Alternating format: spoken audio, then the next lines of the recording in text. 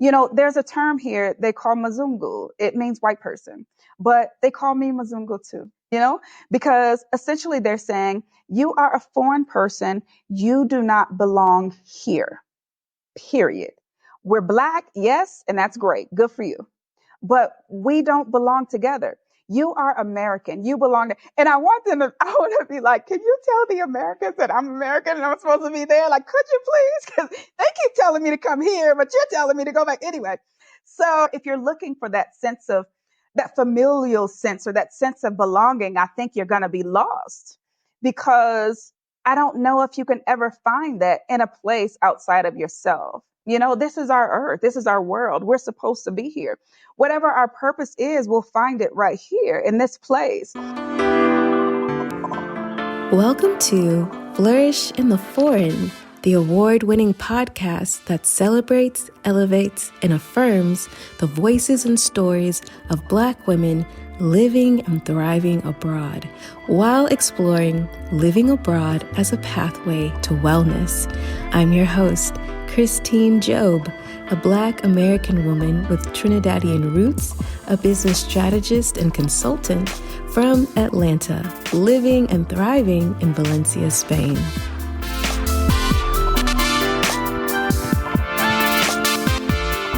Hey everyone, welcome to Flourish in the Foreign. I'm Christine, the host and creator of this here podcast. Thank you so much for listening to the podcast. I appreciate you so much. Y'all are wonderful. And because y'all are wonderful and you deserve only the best, here is an amazing episode for you. Yes. Don't you let anyone give you some bad podcast episodes. Only good podcast episodes, because y'all deserve the best. And this one is amazing. I'm biased, but it's still true. Still true. All right. On to the episode.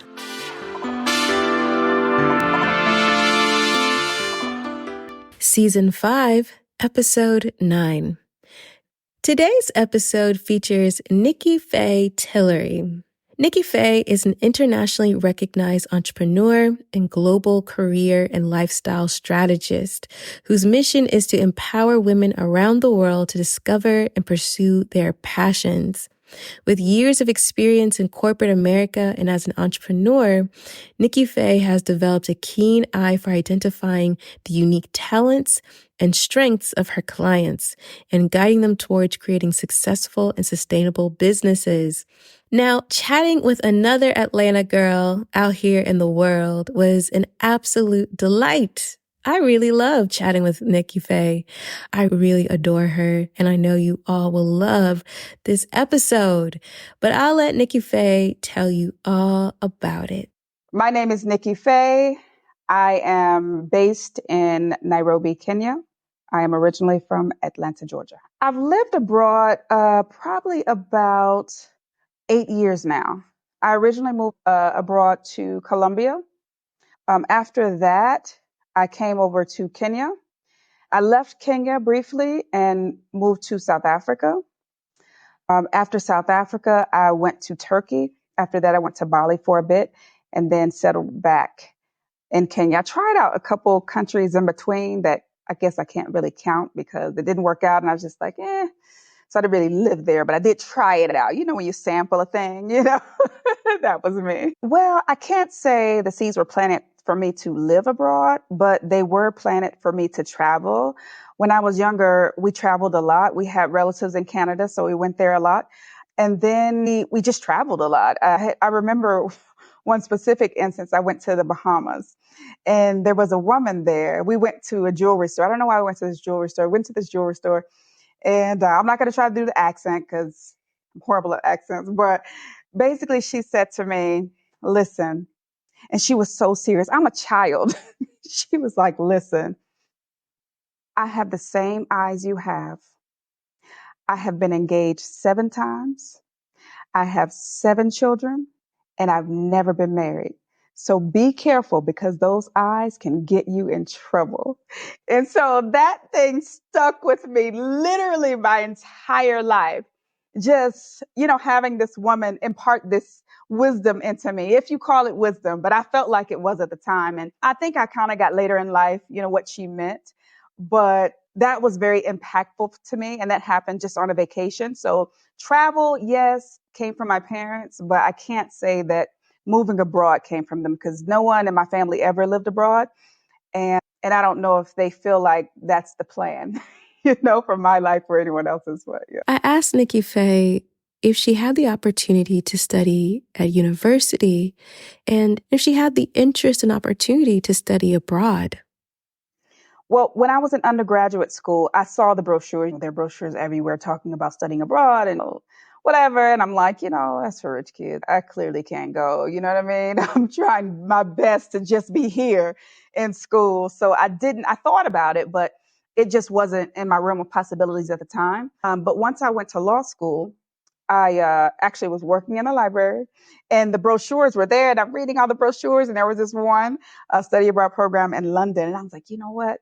I wanted to go in college. I couldn't. And now I really don't have the money either, but I'm going to do it. So I did have some money in my bank account and I literally took that money that day and bought the flight, enrolled into the program, didn't know how I was going to pay for the program, but I enrolled in the program and it all worked out. And so, in law school, I went ahead to London on my own without the MapQuest and the GPS. Actually, I think we had MapQuest, you print the thing out. So went ahead and went out to London, spent the summer in London, traveled a lot while I was there around Europe, which was great. And I think that for me was so life-changing that I wanted to be doing that again, which essentially was living abroad, even though it was only for the summer. But that was my first living abroad experience, alone, solo, but I loved it. I had a blast. It was great. And so I think deep down inside, like that was the life I wanted to live, but I hadn't really connected with that until later on in life. So Nikki Faye decided to study abroad during law school, something I wish I had done, actually. So I asked her to describe that experience. It was a phenomenal experience. I thought about being Black a lot because it was London and we were staying in Chelsea. So it's a very upscale part of London. And so staying in Chelsea, not seeing anyone who looked like me, it sank in a real way that I'm a Black woman. But I didn't see it as problematic. I didn't have any racial tension or anything like that. But once I did go out on the town, it was so nice, like running into these Black doctors and seeing like Black people doing wonderful things. So I did come across that. So it was very instrumental to my future, I feel like. And just knowing that this place was there, that people were thriving in a place where there weren't many of them. And so I was very happy with that experience. I stayed there for the 3 months and just literally had every experience I could have possibly had. At the time, I was studying entertainment law. And so I was doing an internship at a record company, Universal Music. And it was just phenomenal. Later in life, I ended up working at Universal Music again in the US, but it was really a life altering experience for me. Just every single thing I appreciated, just taking in the culture, the politics, because I was studying in law, they gave us that opportunity to see what, the legal system was like there in the UK. And so it was a beautiful experience. It put me in a position where I knew there was more in life and I could be more, I could see more, I could do more. And what I had experienced just in the US, that wasn't all there was to life. And so it gave me that open door to where I could go into it or I could not, but at least I had the experience and it got excited something inside of me. And so I think deep down inside, I wanted this life, but I felt like I could never have it because I'm an American. I got to go to school. I got to graduate so I can hurry up and get a job so I can pay some of these loans, these bills I have. And I wasn't sure how that could tie into living there full time and then my family and all that kind of stuff. Because my mom, even though she loved the travel stories, like she also preferred for me to be home. So there was that whole challenge of, I still need to be what my parents need me to be. So I think that was part of the reason why I didn't delve into that further at the time. Nikki Faye spent a lot of time in Madrid, and I asked her to describe that time in her life. I dated a guy. I left this part out. When I went to Madrid, I randomly met this soccer player on the street. And you know how these soccer players look, just keep it real. So I was just like, I have to get back to this place, And so It was more of a reality in my life because I was then dating someone who lived abroad. So it became more real to me. And so I started to spend a lot of time in Madrid, which I don't know how you got this out of me because I've never spoken about this ever publicly.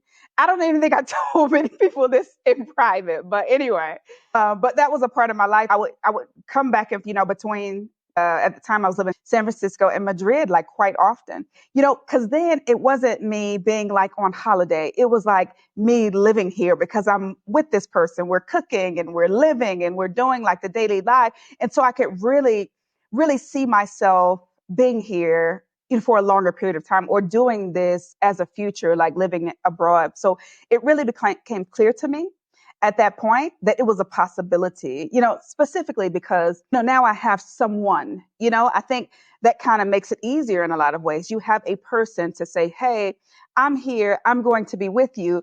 You're not going to walk this road alone. So it made it easier for me to make that decision to say, hey, I could actually do this. Fast forward in life, as it turns out, maybe I couldn't do this because the situation ended fairly poorly.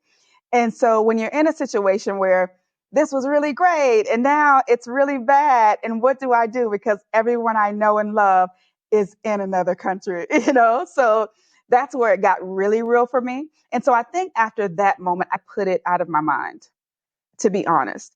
And so I didn't consider it again I never considered it again. How I ended up living abroad was just by happenstance. It wasn't planned. It wasn't something that I had been thinking about or, oh, this experience moved me to move abroad. It really wasn't that at all. So that situation kind of changed that trajectory of my life. And I actually never revisited it again until it just came up. The journey to move abroad is so funny and interesting for each of my guests. It is never linear. So if you're wanting to move abroad and you don't feel like your path abroad is linear, that's how it's supposed to be. I'm not sure if I've met anyone who had a very clean and direct linear journey to move abroad. A case in point would be today's guest, Nikki Faye. And so I asked her to describe her journey to move abroad. Well, my mom died. So there was that. And so when she died, I never intended again to move abroad. It's just I needed to go away to decompress. Like I needed an eat, pray without the love moment. You know what I mean? I had to get away. So the place that I found most peace in the world was in Colombia. And so when I needed that space, I went back there. And so I went there and I spent 3 months there. I returned to my life as normal. Things didn't happen as they should have happened. Some things went terribly wrong with my job and stuff like that. So I left again, spent another 3 months there. And then I was like, okay, so this time I have to go back to work because I have to make money, I was meeting with all these expats and they were like, oh, do you like it here? I'm like, yeah, I love it. They're like, well, when are you moving? And I'm kind of one of those, I don't want to hurt your feelings. I don't want you to feel anyway. So I'm like, oh, and so no, I'm not moving, honey. I have a job. I have bills. There's no way I can move abroad. Like, it's not possible for me. It's not, I know you guys, you tell me that you're not rich, but I know your families are wealthy. You have plenty of money. You can move. You can do that. That's nice for you, but I can't do it. But I don't know what happened after that trip. I'm on the flight home and I always fall asleep immediately on the flight. Like, that's my thing. Immediately I'm asleep. But this day I was very restless. I couldn't think. I couldn't eat. I couldn't do anything. And then just immediately, like, the light bulb went off. I'm moving. And so in that moment, I planned it out. In that moment, like I think it's a 3-hour flight to Miami. So in that time, that 3 hours, I figured out, A, I'm moving abroad. B, when I'm moving abroad, which I said 6 months. And I was kind of planning out how I was going to make that transition. Obviously I needed a job. So I'm like, oh, let me figure these things out. So during that 6 months, which ended up being 5, because, when I spend money, I know I'm going to do it for real. I bought the flight and booked the Airbnb. So I'm like, I'm going. And so I spent those 5 months just trying to put everything together, like selling everything, trying to hustle hard so I could have enough money set aside, pulling money out of savings and these sorts of things, selling things and all those things. And so I finally ultimately moved abroad and moved to Colombia. And honestly, the best decision I've ever made in my entire life. My life has changed so tremendously since that time. I went from being an employee to an entrepreneur. it's just so many things in my life have been altered so drastically since just making that move that I know it was the right move. It was the best decision I could have made. And I'm very thankful that I made that decision or had the strength to make that decision, because I know it's a tough choice for anybody. It's a very difficult decision to leave everything you know and start something new. So I'm very thankful just for the strength and the wisdom to be able to do that, because it was literally the best thing I've ever done. I also asked her how she prepared to move abroad. I'm not a very methodical or organized person, so it's odd that I did this, but this was very methodical and organized for me. And so I wrote like a list of the things that needed to happen in order for me to move. So the first thing was I needed, at least to feel comfortable, at least $30,000 from zero. Zero. So I was like, in this 5 months, I need to make $30,000. So I turned off everything. The internet, that's like 250 right there. The cable, I stopped eating out. I started cooking the meals at home. I started selling things. I sold my car. I set the car up to be sold for like 2 days before I left. But I had that already in place. The car was being sold. I knew how much I was going to get from that. So I wanted to figure out how I was going to have an income when I moved abroad. So I started applying for remote jobs. I applied for two things. I applied for a sales job, which is online, remote. And also I applied for an English teaching job. So I got both. And so I started those while I was still living in the States, working my full-time job, because I'm like, I need to know that this is going to bring in money. So, you can teach, kids in Asia because it's early in the morning for them. So I would teach from 5 a.m. to 8 a.m. I would get ready for work from 8 a.m. to 8:30 a.m. I would get to work at 9 o'clock. I live pretty close. I know everyone's thinking, LA traffic, how did you get there that fast? But it was a 30-minute commute for me. So I would get there at 9 o'clock. I took on another job, which is like a little side hustle, being an apartment reviewer. So during my lunch breaks, I would go check out these apartment complexes and review them. And that paid good money too. After work, I would then go home and do the sales job. And in between, I tried to Uber and that didn't work out for me, but I did try. But that wasn't just the best option for me. But the sales job was good, but you have to make the sales to make the money. So there was that. And then after the sales job, because I only worked there for 3 hours, after that, I would teach again. So all these things I was doing every single day. And so for that 5 months, I didn't rest. I didn't sleep. There was no announcement to say, hey, guys, I'm moving. And it's because I was grieving. My mom had died. I didn't tell anybody. I just kept it to myself. The only people who knew were the people in my immediate circle, like mostly my family, obviously. But also I was dating someone at the time, so he knew. I think that's it. No one else knew. Oh, and my job knew because obviously I had to leave work. But that's it. No one else knew. So in this time where I spent the 6 months just by myself, I didn't spend time talking to people. I was just grieving.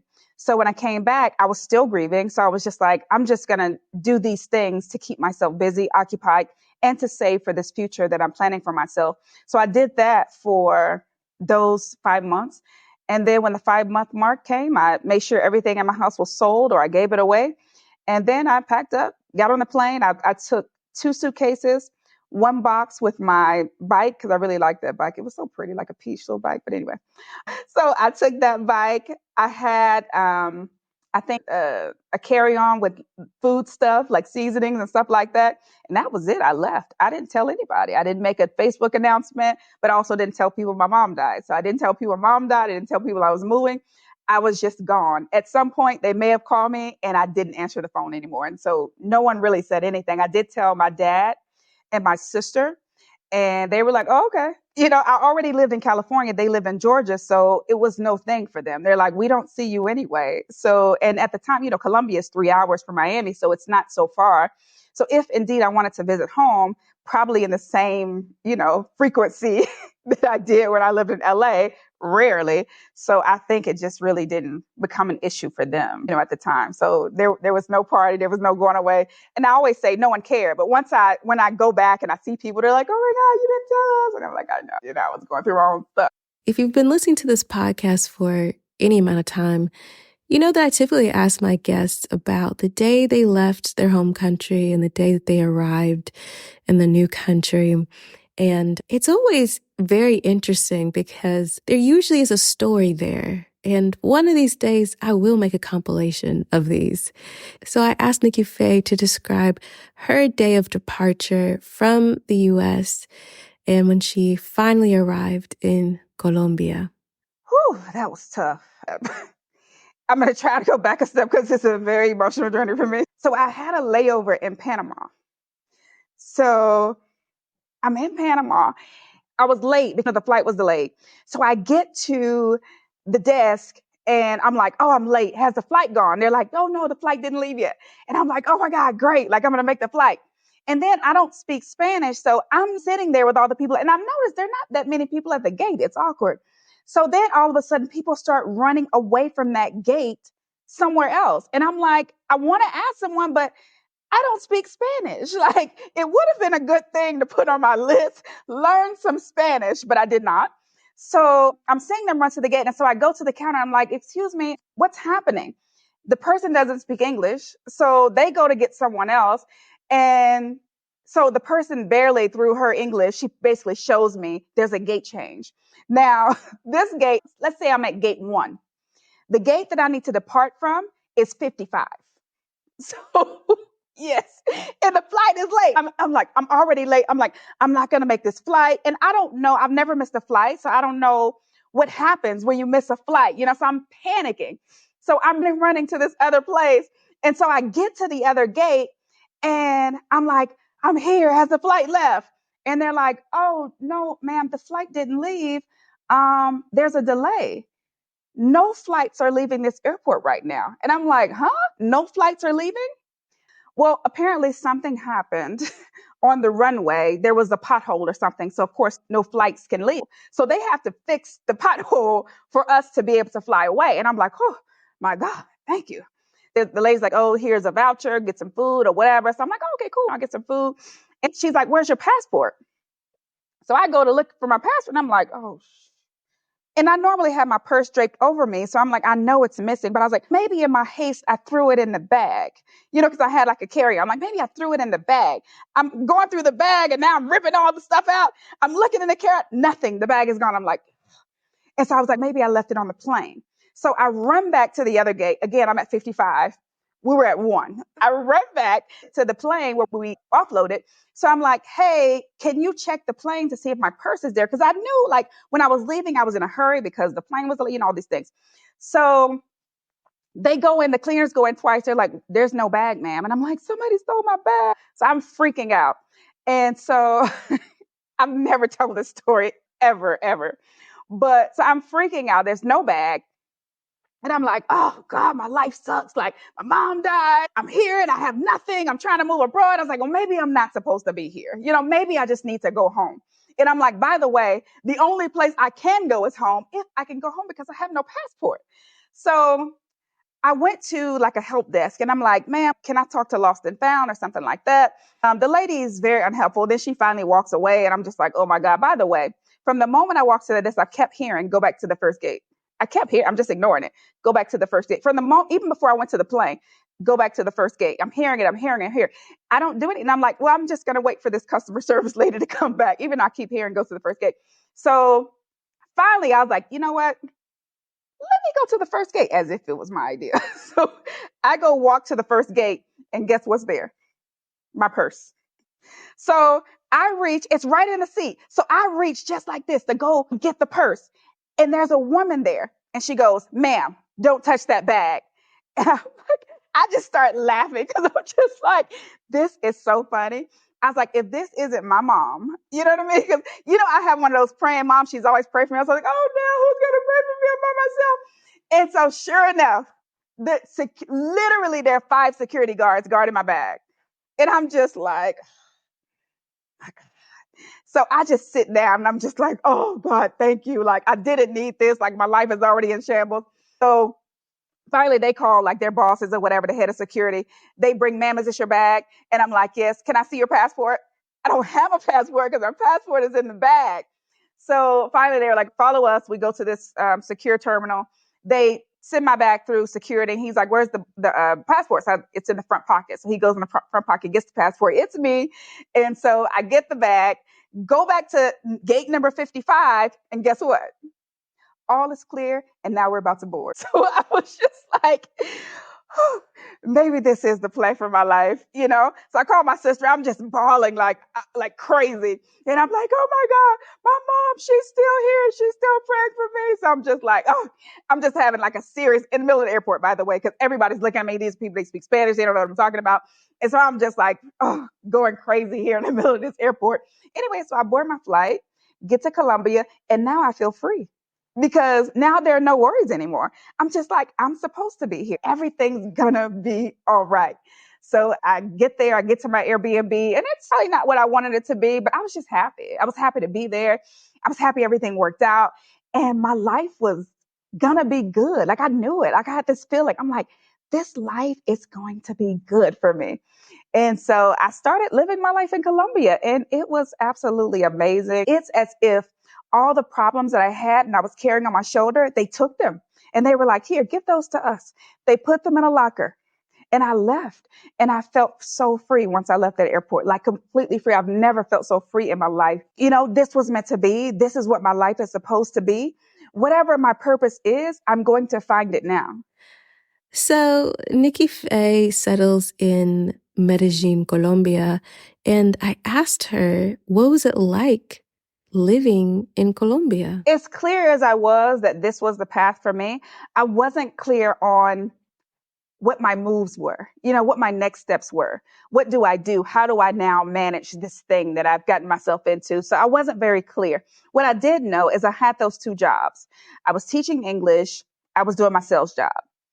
The problem is they were taking up too much of my time because my time zone changed. Now the English started at like 8 o'clock in the morning and went till like 11 o'clock. So then after that, I had to pick up my sales job and they wanted me to be doing that all day. And so like, you know, 5 or 6 hours. By that time, like it's evening and the only thing I can really do is go for dinner. And I was just like, I didn't envision this being the life.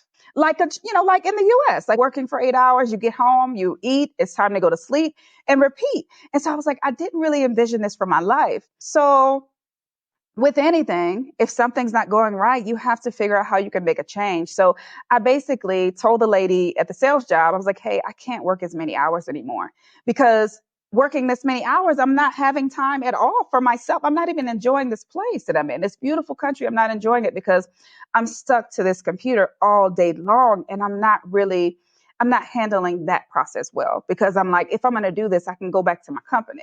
I had a great job, you know, working in corporate. It was great. So I'm like, and it was easier because you can spend a lot of time not working when you're at a corporate job. So I was just like, that was easier. I had time to plan my little escape and everything. So I told the lady, hey, I need to change. I can't work all these hours. And she fired me. So I was like, well, okay. I have a lot of free time now. And then the English job, you know, I don't know. I guess I needed my freedom. And so I got fired from that job too because I kept missing classes. These poor kids, they come from classes and I'm nowhere to be found. So I got fired from that job too. So I was like, you know what? Maybe I'm not supposed to have a job. And so I was like, well, now I need to go back into that same mode of thought or process that I was in before I left. Let me figure out a plan and let me execute something different, something that actually works for my life. But I just spent a lot of time thinking and walking around, which is beautiful because I couldn't do it before. So thinking about what I would do with my life, I was trying to book another Airbnb because there were these very Instagrammable Airbnb, you know what I'm talking about. And so they were always booked solid. And I was like, these things are always booked. That is so obnoxious, you know? So I had to like go from this one, I can get 2 weeks, then I can get a week there, and then I can go back to the nice one. And so it just registered something with me like, well, that's a great business. Like, and I did the math. I'm like, wait, if he's booked solid, let me do the math on how much he's actually making. And I was like, okay, I need to find a building because I need to do this too. He had a really large building and he had them into two levels, it's kind of like a duplex. So one side, he had 2 floors, he was just renting rooms. So they were all full. The other side, which was kind of like, you know, the bottom side of the duplex, beautiful also. And he also had the 2 floors there. And so if I'm doing the math, I'm like, oh my God. So I started looking for properties. And so I ended up, that was my first try at entrepreneurship. I got into Airbnb. And so I did that for a while. And then I had this feeling, I'm like, this is great. But I thought in my mind, because I lived abroad, I didn't need to travel anymore. But I was missing that part of my life. And so I was like, you know what? I'm going to stop everything. I have people to manage the Airbnb properties. Everything's good. I'm going to leave. And so I called a travel agent at the time. So ironic. But I called a travel agent and I was like, hey, I want to go somewhere. I want to be gone for 3 months. Here's the budget. What can you do? And she's like, well, where do you think you want to go? I was like, I don't know. I was like, I do want to go to Morocco and I do want to be in Paris for Valentine's Day. Why? With my single self? I don't know, but I did. I thought I should, make myself happy. It's a Lover's Day. I love myself. So those two things I want. And so what she did, she booked me to visit 8 countries in Africa, 8 countries in Europe. I'm assuming she made the connection from the Morocco and Paris. I was like, that wasn't really my intention. I just wanted to go to Morocco, but okay, cool. And she was like, hey, are you okay with Ghana and Kenya and it was a lot of other countries, but 8 and 8. And so I was like, okay. And I kept going back and forth, by the way, because, it's cheaper to fly to Africa from Europe. So she had me zigzagging. I spend this time in Ghana, then I'm going back to London. But yeah, so I did that. And one of the trips was to Kenya. And oh my God, I got here and there was a circuit at the time. I don't know if you had this when you first moved abroad, but there was a circuit of us remote workers. So we were just hanging out, going from country to country. And when we would go to a country, we'd tell the other, hey, look up this person. She's going to make sure you have a good time, whatever. So the girl here I was connected with, we linked up. And man, this girl showed me an amazing time. And then I ran into an expat because I had been calling her for coffee. She's like, oh, sorry, I haven't been able to catch up with you for coffee, but why don't you just come over? And I was like, okay, fine. And she was like, where are you staying? And I told her where I was staying. And she was, no, pack your bag and come here. And so I was like, okay, it was an Airbnb. I was like, fine, whatever. I don't know this lady, but I'm like, okay, she's an expat too. She could be too bad. So I packed up my stuff, went to this lady's house. She was like, you're staying here. And she was like, I still don't have time for coffee, but you can stay here. It's a safe place. You don't have to worry about anything. You don't have to pay me anything. Just enjoy yourself. So I stayed with her, traveled around Kenya. And then once I left, I was like, this was great. I was like, this is what I need in my life. I was like, I'm going to come back here for a year. I'm going to go back to Colombia, pack up and come here for a year. So I finished up my trip, went back to Colombia. I was like, let me continue the Airbnb business. So I was like, okay, let me get some more properties. So I'm trying to get these properties. For whatever reason, nothing's working.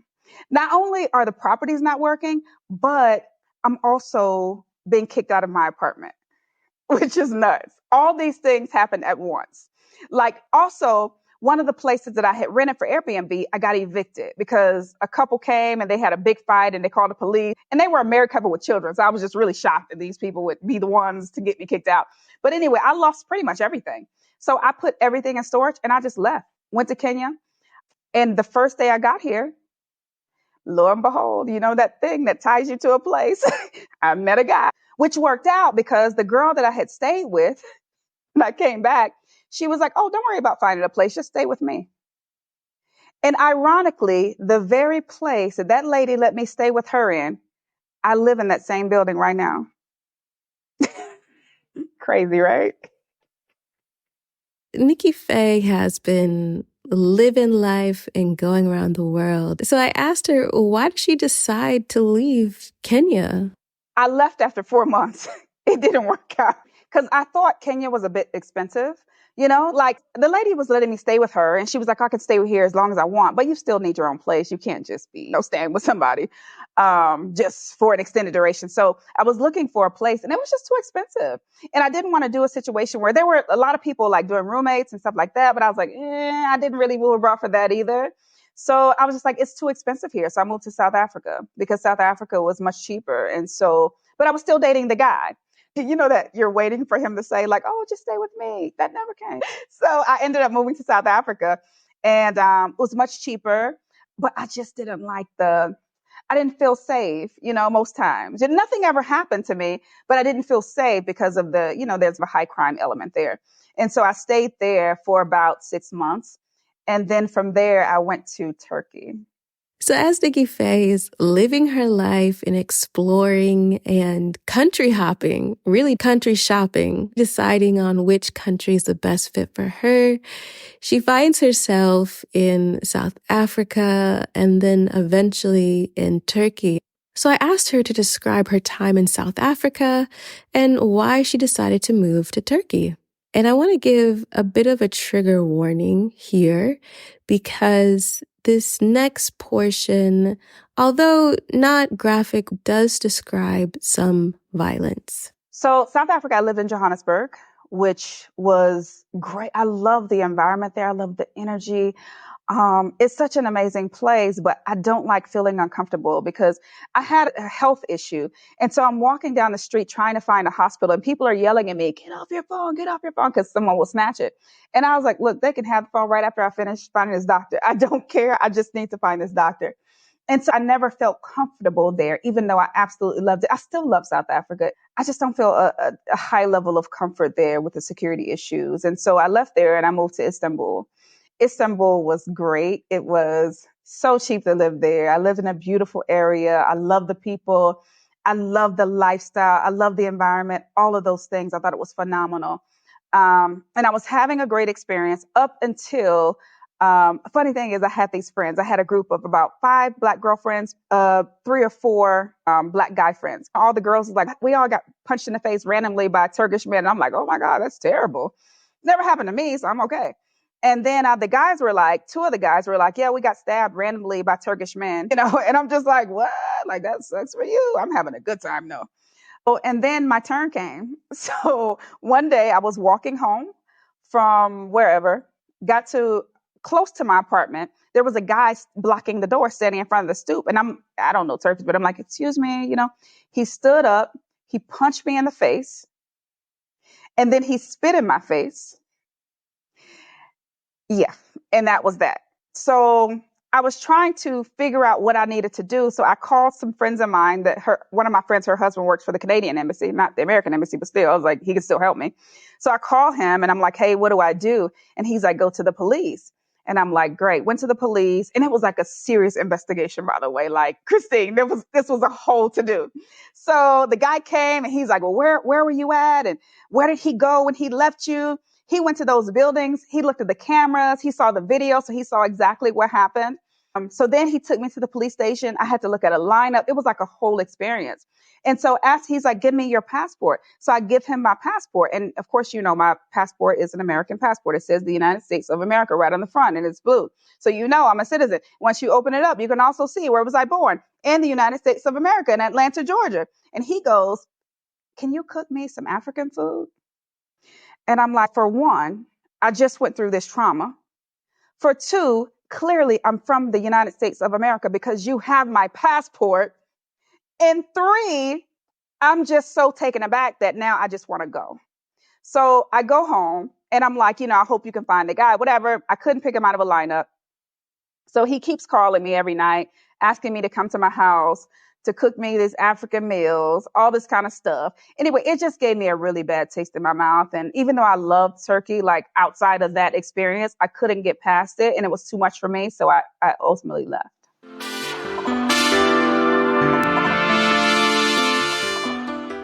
I hope you've enjoyed this episode of Flourish in the Foreign. And if you have, please support this labor of love because it is labor nonetheless.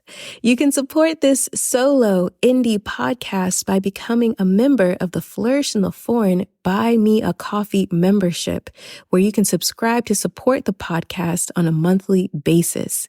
You can also give one-time support via Buy Me a Coffee as well.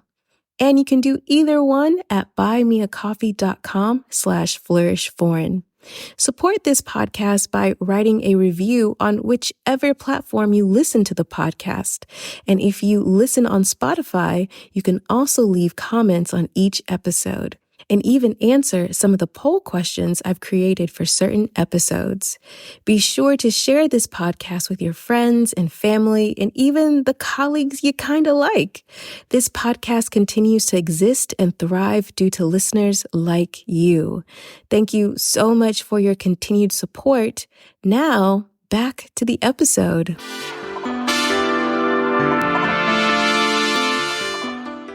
I was in Turkey for about 6 months. And then the guy who I had been dating the whole time, he had visited me in South Africa and he visited me in Turkey. He was like, hey, you know what? It's just a lot going on with you. He was like, why don't you just let me pay for your visa and you just come back to Kenya? And I was like, okay, cool. And then he added the caveat, and you can stay with me. So I was like, okay. So I came back to Kenya ultimately. I asked Nikki Faye when she finally feels settled in her life abroad, particularly in Kenya. I can't say that, because in my heart of hearts, I'm a nomad. So I can't say that I've ever had a moment where I'm settled, I'm rooted here. It has been 4 years. It's been 4 years. So it's been 4 years straight that I have been here without living somewhere else. I always have this thing, Georgia's home. I lived in California for 15 years. So, and I still at that time, I'm like, yeah, Georgia's home. Where are you from? Atlanta. So I've never had that feeling of home in any other place because I think home is where you are from. So I've always seen it as in that. That's my home. However, a piece of Colombia that I left out is I started a company there, a travel company.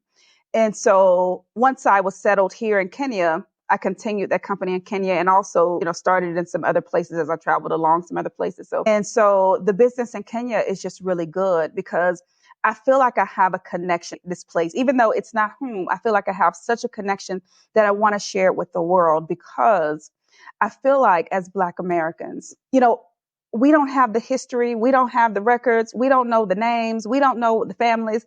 But at some place in our history, we were from here. And so I feel like every Black person should come here to visit.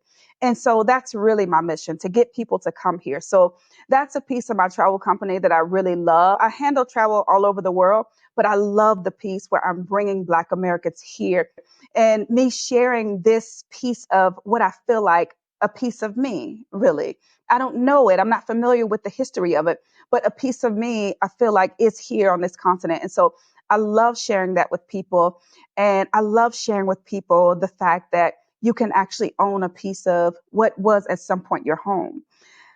In the US, for me and for all of us, there can be a lot of boundaries, things that we just can't do. Here, I own a travel company, I own a construction company, and a coffee export business. I couldn't have done that in the US, I'm pretty sure.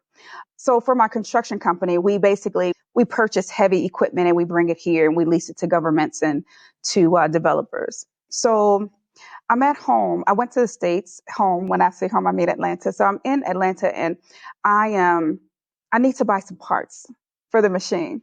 So I call up this parts company and I'm talking to this guy and he's like, which company are you with? And I tell him my company name and he's like, no. This company, this company, this company. Which one are you with? Which one do you work for? And I'm like, I don't work for any of those companies. I have my own company. What's the name? No, I haven't heard of that one. And I'm like, sir, this company we're based in Kenya.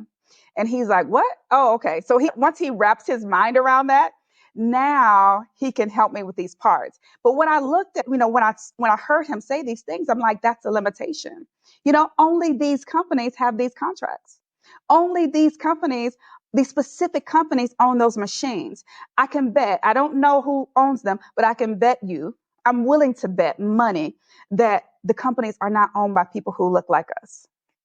This is clearly a good old boy system. Even the way he sounded, it's Atlanta, so you know what he sounded like. So I'm like, even with his voice and his mannerisms and the way he treated me as a woman, for one, and obviously a Black woman, I was like, I know what's behind all of that. And so to be able to now own that here, when clearly it would have been a barrier for me in the US. As a matter of fact, I was talking to a friend of mine. He's like, oh, yeah, I used to work for one of those big companies. They have these contracts and I would manage, these contracts for them. And I'm like, yeah, but that's me now. I do, I own that company. So I'm certain that could have never happened in the US. Yeah, I had my travel company, but I didn't start in the US. I started in Colombia and it's moved around to all these different countries. But I'm like, I'm certain still that couldn't have happened because if you look at most of the people, even who own travel companies, they usually work for one of the big ones.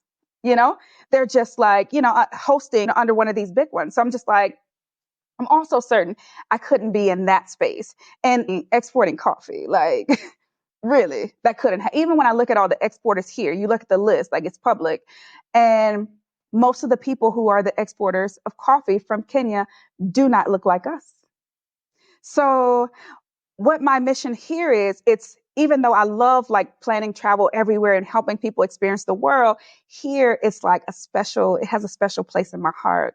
Number one, sharing this place with you, allowing you to see this continent, most of my clients for the first time, and also sharing these opportunities with them where you can be investing. I'm like, honestly, and I don't have anything wrong. There's nothing wrong with like, these high-end bags or whatever you buy, but like you can take that same, just don't buy your purses this year. And you can take that money, invest it into something here, and it builds wealth for you. It builds a legacy for you. Yes, our legacy was stolen from us, but this is your shot to get that back. It's your chance. And so I want to connect our people with this. And so that's why, even though, I do travel for everywhere, this place is very close to my heart because it's like I have a connection to it and my people also have a connection to it. And I want to connect those dots for all of us. So that's why I love what this place has done for me, because I can't say I would have ever been in this position if I had stayed in the US. I'm certain I wouldn't have been. I would have stayed at that job. I would have tried to be promoted, get the corner office. When I have the corner office, you don't want to go up to the next floor. And now I want to be on the top floor, with the corner office there. Like that's the goal. So I'm certain this would have never occurred for me. I would have never become an entrepreneur had I not left the US. So that's why I say this move for my life has been completely life altering, life changing. And that's what I want to impart into every person that I can who also looks like me, who needs these opportunities. Belonging. This is a subject I definitely want to delve in deeper in future episodes because it's a reoccurring theme I find for so many expats who are around the world. And so I asked Nikki Faye to tell me if she feels a sense of belonging in Kenya or anywhere that she's lived. I'm just going to be really honest. And normally I give like a fluff answer here, but I don't know why I'm giving you my whole truth today. But, I feel like belonging is something that needs to happen through internal work. I don't think that's something you need to go each and every place you go to trying to find this sense of yourself. In a sense, like your belonging, it should happen on the inside. Like no matter where I go, I feel comfortable. You can take me to Antarctica and I feel comfortable. I was just in Malaysia last week and I felt very comfortable. I bounced over to Thailand. I felt very comfortable. I'm happy internally. The thing that brings me joy every day is the fact that I woke up today. I feel like this gives me my belonging because I belong here on this earth. The whole earth belongs to us. So I have a level of comfort when I come in. Not saying that every place is meant for me because I've talked about how those places, it was not for me and I moved on. So not saying that I need to be in every place, but I don't need to find my peace here, like my peace, this city or my peace. Where do I belong here? Because if I'm being honest, and let's just talk about Kenya, I don't belong here. Go and talk to the locals and they'll tell you you're a foreigner. There's a term here they call Mazungu. It means white person, but they call me Mazungu too, because essentially they're saying you are a foreign person. You do not belong here, period. We're Black, yes, and that's great. Good for you. But we don't belong together. You are American. You belong to, and I want to be like, can you tell the Americans that I'm American and I'm supposed to be there? Could you please? Because they keep telling me to come here, but you're telling me to go back. Anyway, if you're looking for that sense of that familial sense or that sense of belonging, I think you're going to be lost because I don't know if you can ever find that in a place outside of yourself. This is our earth. This is our world. We're supposed to be here. Whatever our purpose is, we'll find it right here in this place. But I think that purpose stems from who you are on the inside, all the things you've learned, all the things you've been through up until now. Those are the things that helped you get to the place to where your purpose is so you can find it and actually execute whatever that purpose is. So those are the things that I think we should focus on. How can I make a difference here? And so that's what I focus on. Instead of trying to fit in, which I do not. I am a Mazungu. I am a foreigner. I do not fit in. I do not belong in this place.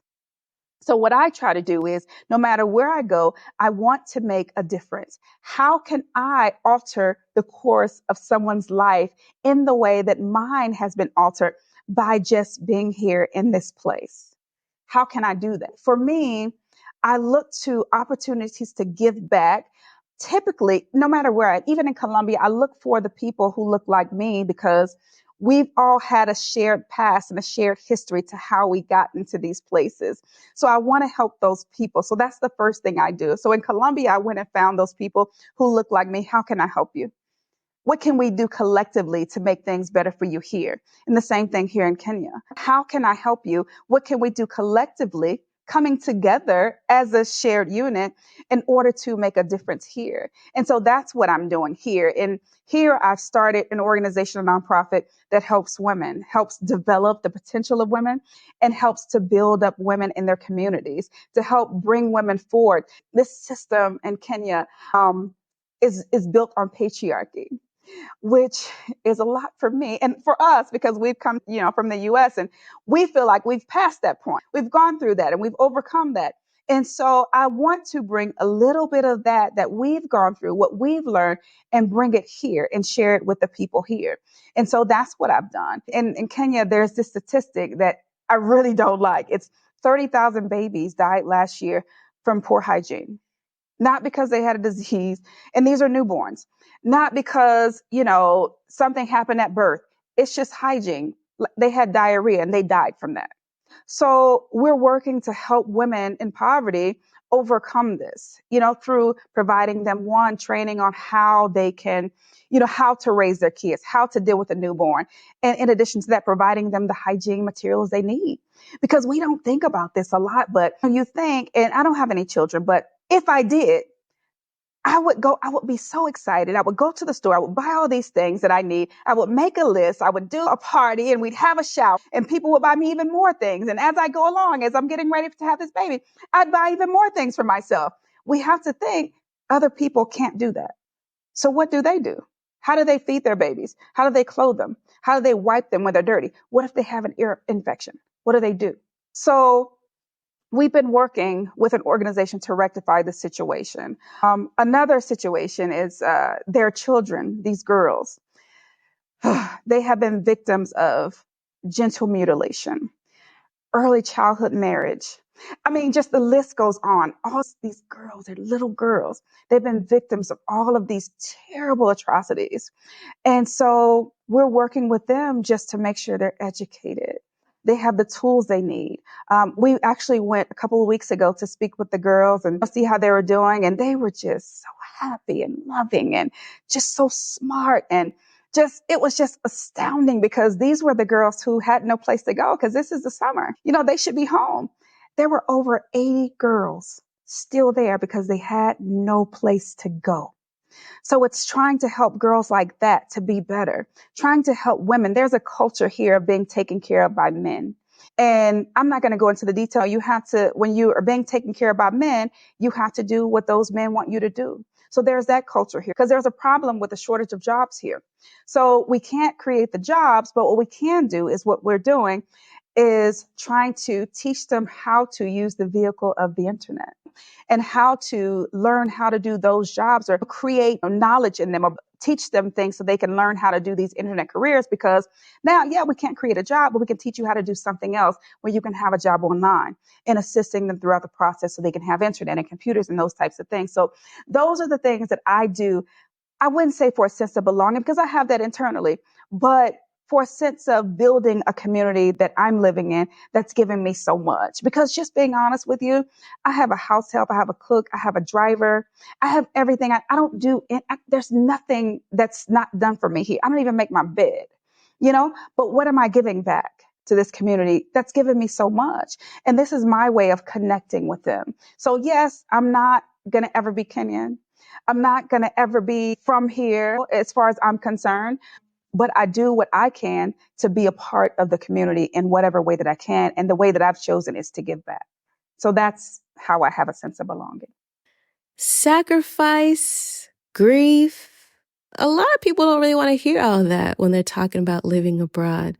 Some people only want to hear about the pina coladas on the beach. And No matter where you move abroad, whether it be some tropical island or Iceland, you will have to deal with the effects of sacrifice and undoubtedly deal with grief of all different types of things, situations, just different flavors of grief, basically.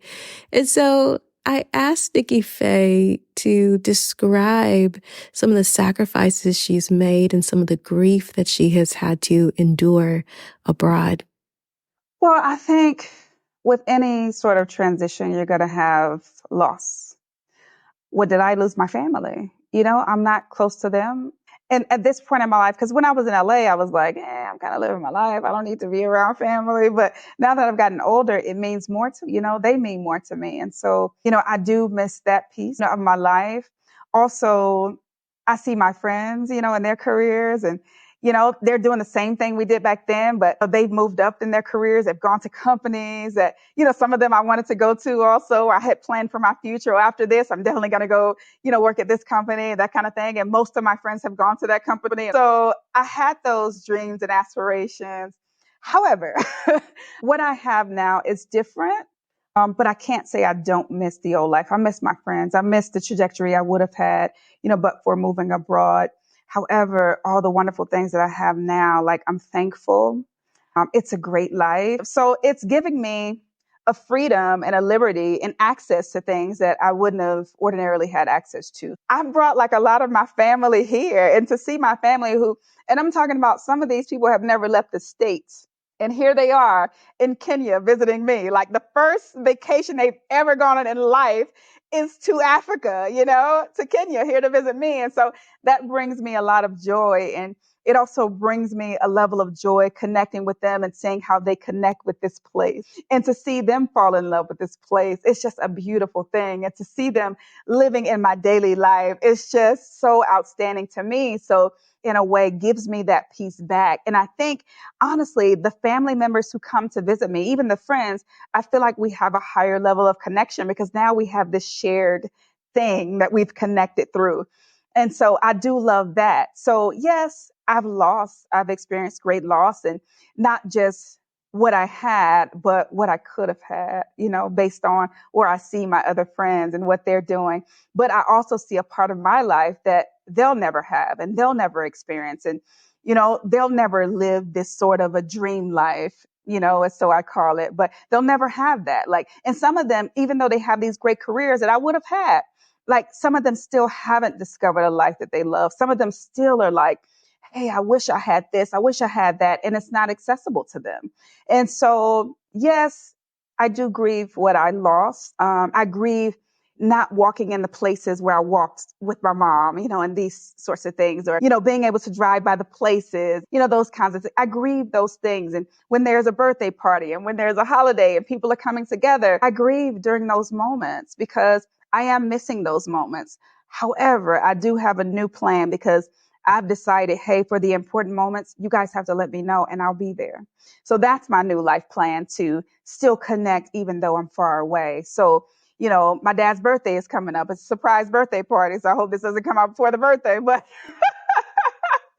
but he's having a birthday party. So I'm going. My aunt was having a party. I showed up. My aunt had a surgery. I showed up. My sister had surgery. I showed up. So now it's given me a greater level of connection to my home and to my people. Yes, I still grieve, but I still have these very happy moments that I'm able to have a little bit of both worlds. And so that makes me happy. Soft life, best life. I asked Nikki Faye about her opinion on Black girl soft life and whether she feels she lives a soft life. I do describe my life as a soft life because, and I'm going to explain to you why. I recently went to visit my sister. She had a surgery. I was the cook. I was the caregiver. I was the cleaner. We have these bodas. Bodas go run errands for you. I was the boda, and I was just like, oh my God, this is a lot. You know what I mean? Like, you have to do everything for yourself, everything. And I remember these days, but it's so far behind me that it was difficult to be in that moment where I had to do everything. Because even when I come home, my sister, she cleans, she washes my clothes, she does all the things, so she cooks for me. But so me, this very opposite experience where I have to take care of myself and her too. I'm just like, oh my God, this is hard. And I don't see, I know because I lived it, but I wish women didn't have to experience this. Like, because if you had to add on children too and a husband, can you imagine? Now you got to cook for him and clean for him, and the kids are running around and playing, and you got to try to play with the kids and spend time. That's a lot for anybody. So I hope the U.S. government will make some changes in how they structure the system, some of the systems in the U.S. so they can get some help and relief. But I guess they don't care because they all have help and they don't know what it's like not to have help. But a soft life for me is once I came home from that trip, because I didn't really acknowledge it before I left. But when I came home and when I needed something, she's in there cooking me lunch now. She's cooking the food. And then the other woman is cleaning. And, oh, I need something. I called the boda, hey, can you go and pick up my medicine? Living this lifestyle, it lets me know I'm living the soft life. When I get ready to go somewhere, there's a driver there waiting for me outside, like wealthy people, like, rock stars. There's a car waiting outside, for them with a driver. You see these television shows where the driver's outside and waiting for them to come out and he opens the door. Like, that's my life. And I'm like, for me, that's the soft life, because the only thing I have to do in my life is focus on everything high level, which is running my businesses, making sure I plan my trips, like where am I going this year, and making sure that's spaced out accordingly so I can also hit the family events and that kind of thing. Those are my biggest issues. I don't have to worry about the little things, even making doctor's appointments and things like that. Like, I can call my doctor on the cell phone right now. That's a soft life versus my sister. I'm like, hey, you should try to see an osteopath, because I just found this really great one. And he can help you with your bag. And she's like, oh no, I have to go to the doctor and get a referral, but it takes me 2 months to get in with him and all the whole things. And I'm just like, oh my God, like, this is nuts. In comparison to me just picking up my cell phone, like, hey doc, my back hurts a little bit. Like, what do you think? You have time today? Oh yeah, come on in. Yeah. Kind of thing. Or the doctor's coming to my house. I had some health situations a few months back, and the nurse is coming to my house, to take care of me. And I'm just like, this is the soft life, buying a bag or whatever. Like, I'm happy for them. But for me, this is the soft life, being able to live a life of freedom and being able to do whatever you want to do, whenever you want to do it. And knowing deep down inside, I have discovered a life I love. And that's the soft life for me. Dating abroad. Y'all love it. Y'all love dating abroad. So I asked Nikki Faye about her experience dating abroad.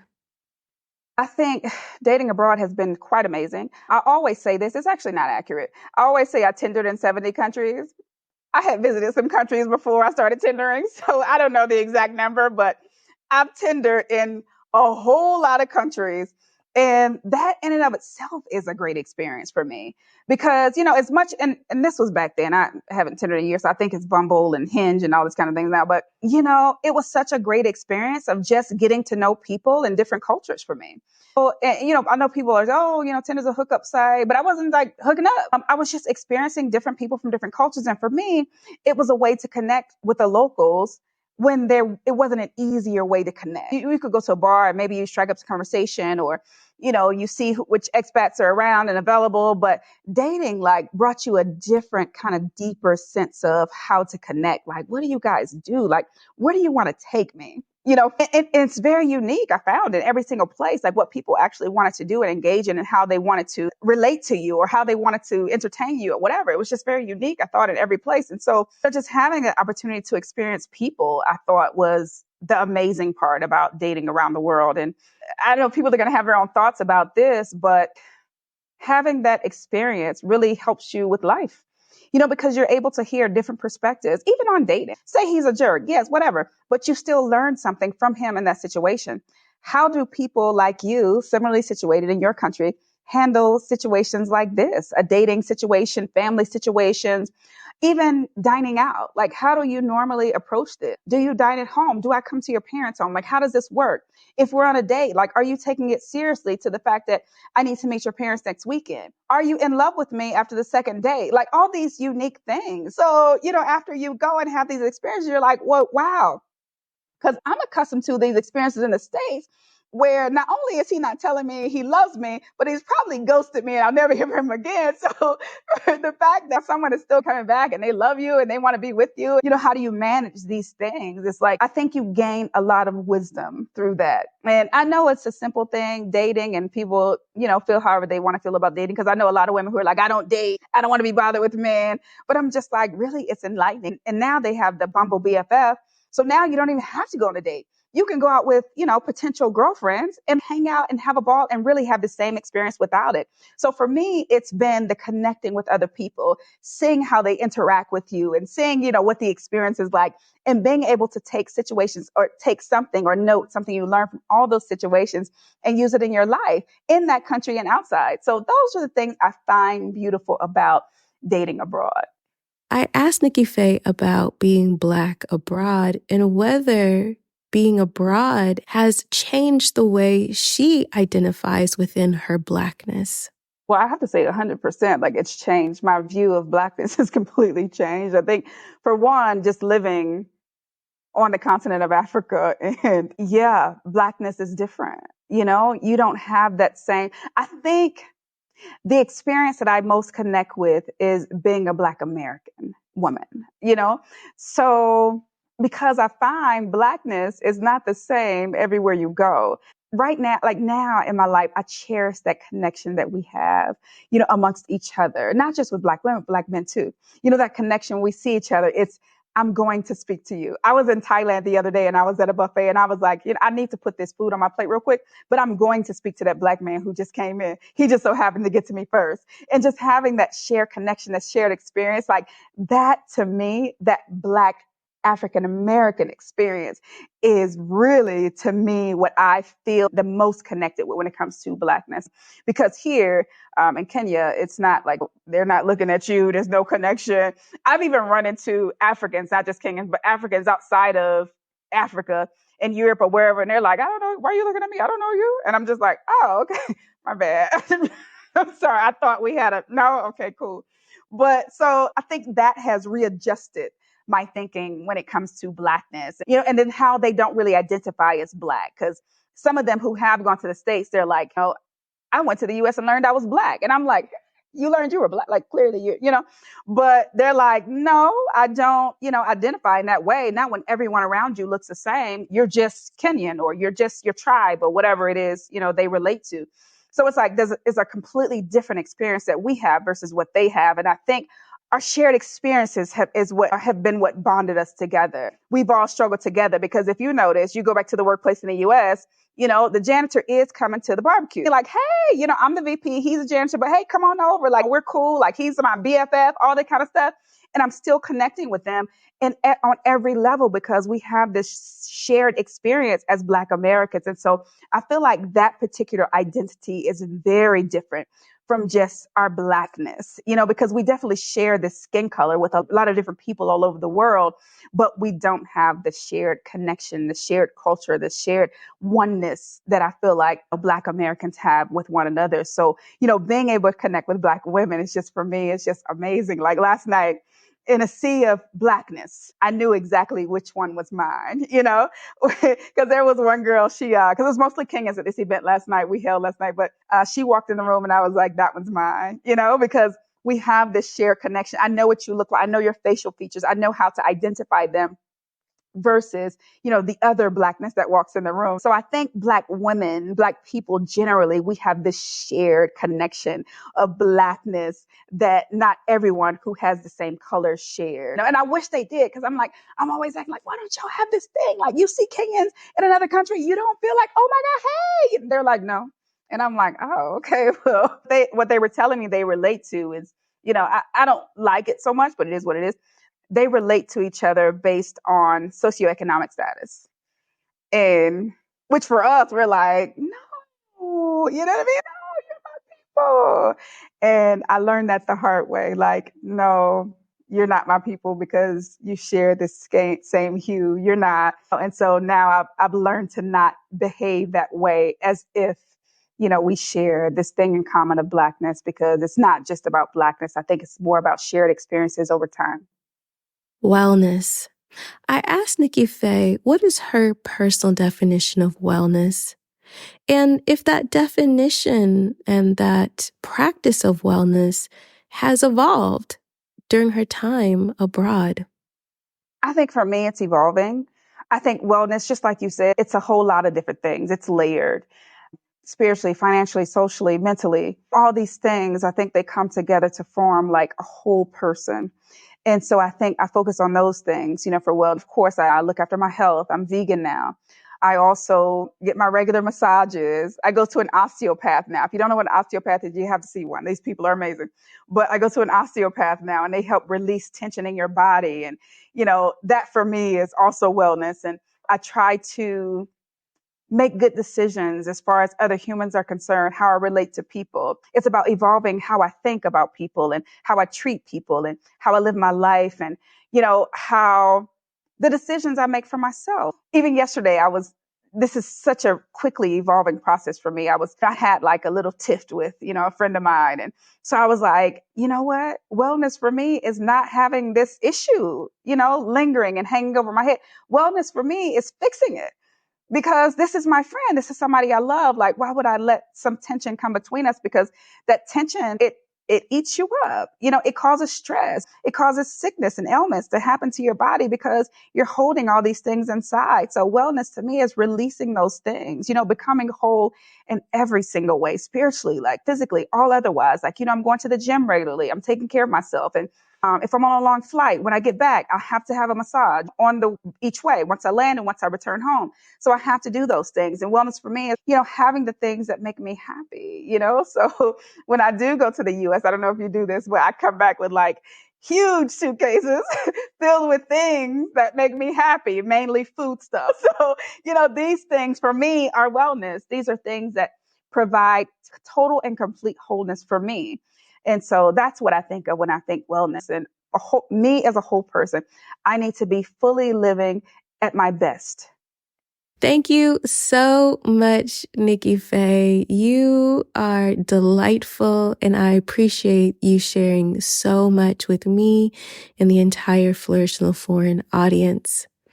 If you are interested in keeping up with Nikki Faye, you can via social media.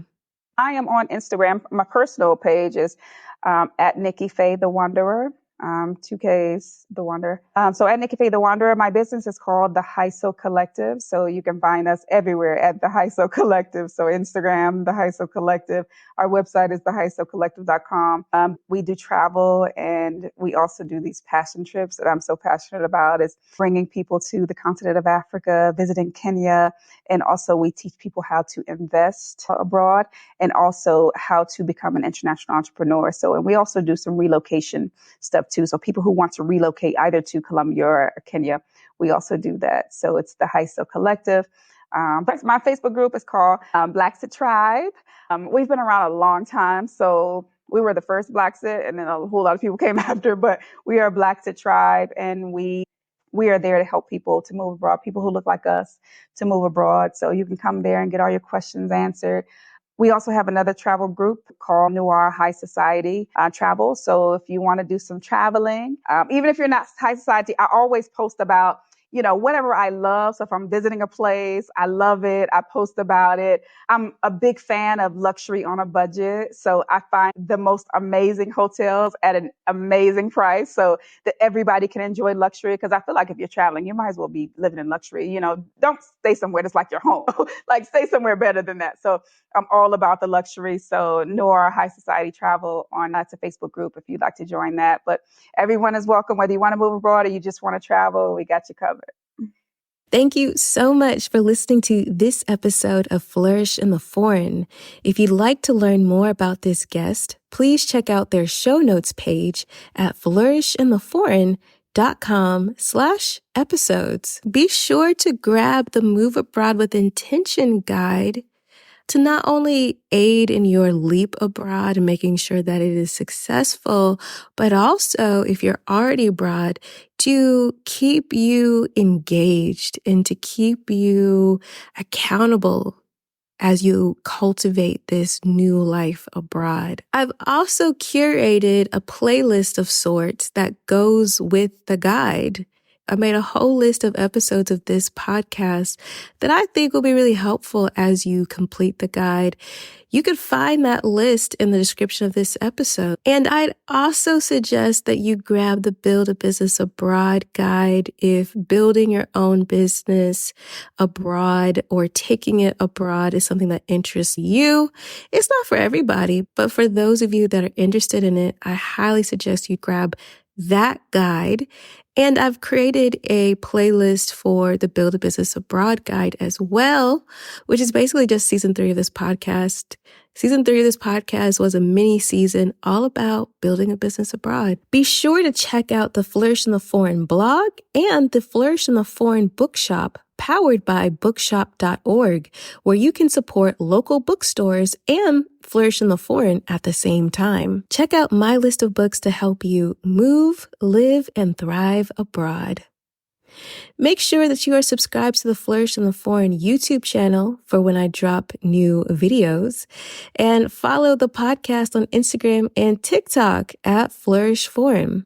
You can also follow the podcast on LinkedIn at Flourish in the Foreign. And of course, subscribe to the podcast via whichever platform you listen on and leave a review. As always, big thanks to Zachary Higgs for producing the music of this here podcast. Remember, it's not about moving abroad. It's not about being abroad. It's about flourishing abroad. So go abroad and cultivate a life well lived. See you next time.